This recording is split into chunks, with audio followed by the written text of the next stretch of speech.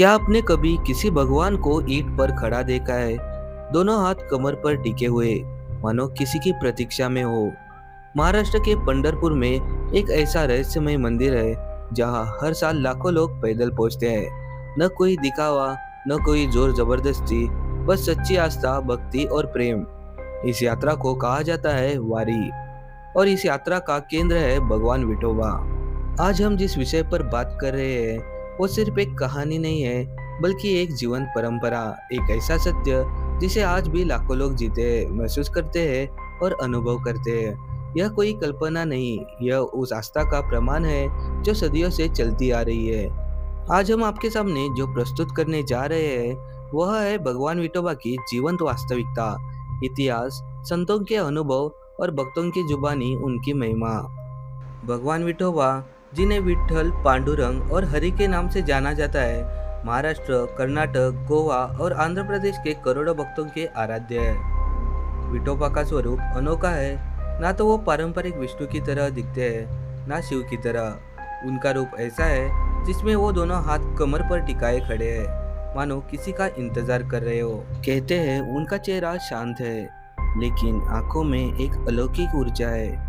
यह प्रतिमा पंढरपुर के मंदिर में स्थापित है और आज भी वैसी है जैसे सदियों पहले थी। विठल शब्द बना है वीट यानी ईंट और स्थल यानी खड़ा होना।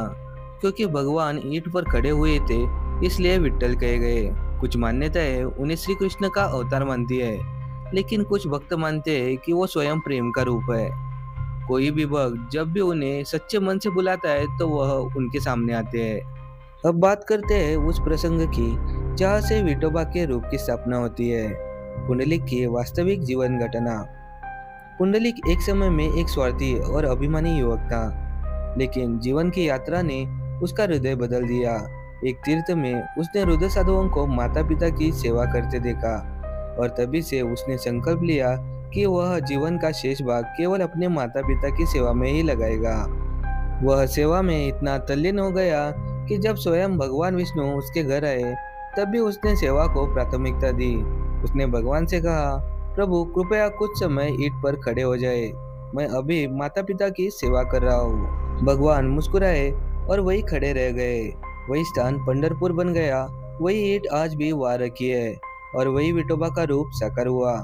यह घटना सिर्फ भक्ति नहीं है, सेवा और समर्पण की पराकाष्ठा है। अब बात करते हैं उस परंपरा की जो सबसे अनोखी है, जिसे हम कहते हैं वारी। वारी यानी चलना, यात्रा करना, लेकिन यह सिर्फ एक पैदल यात्रा नहीं, ये एक आंतरिक यात्रा है। हर साल आषाढ़ी एकादशी पर पंढरपुर मंदिर में दर्शन के लिए भक्त सैकड़ों किलोमीटर पैदल चलते हैं। इसे वारी यात्रा कहा जाता है। इस वक्त हमें सबसे प्रसिद्ध पालकियां संत तुकाराम और संत ज्ञानेश्वर की देखने को मिलती है। भक्ति ने कंधे पर उठाकर पैदल चलते हैं, करीब 15 दिन तक, बारिश हो या गर्मी।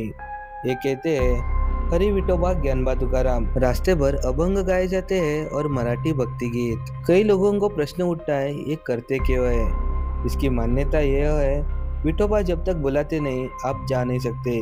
लोगों को चमत्कारिक अनुभव होते हैं, सपने में भगवान दर्शन देते हैं और कहते हैं चल मेरे पास, और फिर शुरू होता है यह अद्भुत सफर। वारी की आत्मा है महाराष्ट्र के संत, जैसे कि संत तुकाराम, जिन्होंने भगवान विठोबा के नाम पर अभंग लिखे। उनके अभंग आज भी गाए जाते हैं। पुंडलिक वरदा हरि विठ्ठल। संत ज्ञानेश्वर, जिन्होंने ओवी में ज्ञान गाया, कहते हैं उनके मुख से निकले शब्द आज भी वातावरण में गूंजते हैं। एक कथा में कहा गया है कि एक बार संत तुकाराम का पूरा ग्रंथ नदी में बह गया, लेकिन भगवान विठोबा ने स्वयं आकर वह ग्रंथ लौटाया। ऐसी सैकड़ों कहानियां हैं जहां विठोबा अपने भक्तों के लिए साक्षात प्रकट हुए। आज भी हजारों लोगों का मानना है कि पंढरपुर में उन्हें कोई चमत्कारिक अनुभव हुआ।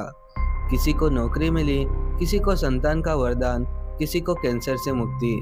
लेकिन एक बात सब कहते हैं, विठोबा आपको तब बुलाते हैं जब आप तैयार होते हो। एक महिला जो 30 साल से चल नहीं सकती थी, अपने बेटे के साथ पंढरपुर दर्शन के लिए गई। कहते हैं मंदिर में जैसे ही घंटी बजी उसके पैर कांपने लगे और फिर वह खड़ी हो गई। विठोबा की खास बात है, वो हर किसी के है, न कोई जात पात, न कोई ऊंच नीच, न अमीर गरीब। गांव के लोगों के लिए वो अपने जैसे है, सीधे सरल लेकिन प्रेम से भरे हुए। उनकी मूर्ति कहती है, मैं तुम्हें आदेश नहीं दूंगा, बस तुम्हारे साथ खड़ा रहूंगा। क्या आप जानते हैं, पंढरपुर का मंदिर 700 साल पुराना है। कई शासकों ने इसे तोड़ने की कोशिश की, लेकिन हर बार मंदिर बच गया। कुछ कहते हैं नीचे गुप्त सुरंग है, कुछ कहते हैं पुंडलिक की समाधि के नीचे कोई दिव्य ऊर्जा है।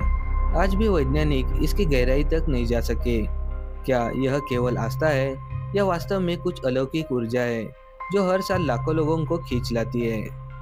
कुछ रहस्य तर्क से नहीं, भक्ति से समझे जाते हैं। भगवान विठोबा की कथा कोई कहानी नहीं है, यह एक अनुभव है। वो भगवान जो ईंट पर खड़े रह सकते हैं, वो संत जो शरीर छोड़कर भी यात्रा में शामिल होते हैं, वो भक्त जिनकी सेवा के आगे खुद भगवान झुक जाते हैं। ऐसा नहीं है कि हर किसी को पंढरपुर का बुलावा आता है, लेकिन जिन्हें आता है उनके जीवन में कुछ बदल जाता है। शायद इसलिए वारी में जाने वाला हर पथिक सिर्फ पंढरपुर नहीं पहुंचता, वो खुद के भीतर विठोबा तक पहुंच जाता है। तो अगली बार आप जब भी आषाढ़ी एकादशी के दिन किसी को पैदल चलते देखें, तो समझिए वो सिर्फ भगवान के दर्शन के लिए नहीं, बल्कि उस चमत्कार की खोज में है जो सिर्फ महसूस किया जा सकता है, बताया नहीं जा सकता।